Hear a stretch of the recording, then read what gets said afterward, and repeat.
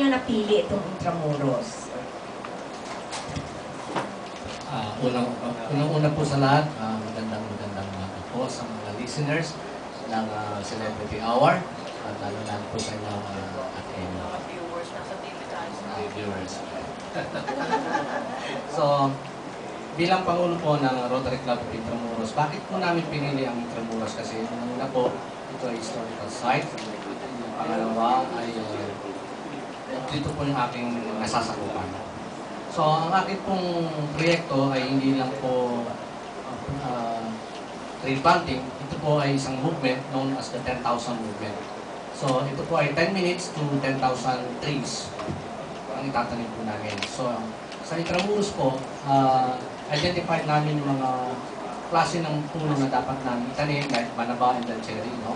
Kasi po, para hindi matakpan yung walls. Kasi yun po ang pag sinabing Intramuros ay yung walls ang pinag-uusapan. So, ito po ang aming adhikain bilang Pangulo. Kung mamarapatin po sana ng Celebrity Hour ay tulungan po kami sa aming movement known as the 10 minutes to 10,000 trees movement. Sana po ang Celebrity Hour ay tulungan po kami. Okay, aside from that, what is also, aside from tree planting, ano pa yung ibang areas of concern ninyo? Isa po sa nilalakad ko po ngayon, sana magkaroon din po tayo ng mga partnership, no? Isa po ang Larong Pinoy, Batang Pinoy. Ito po ay ang mga pagbubuhay ng ating mga tumbang preso at patintero. Nakausap ko na po ang isa sa pinakamalaking kumpanya dito sa ating Pilipinas, known as Petron.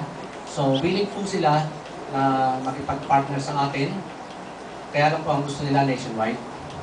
So, sana po hinihinga na po nila ako ng isang magandang konsepto regarding the Larong Pinoy, Batang Pinoy, at handa po silang makipag-usap dito sa atin. At isa pa po, sa isang proyekto na talagang related sa atin ay magkakaroon po sana kami, ang pinabalak po namin ay isang Fun Run with the Stars.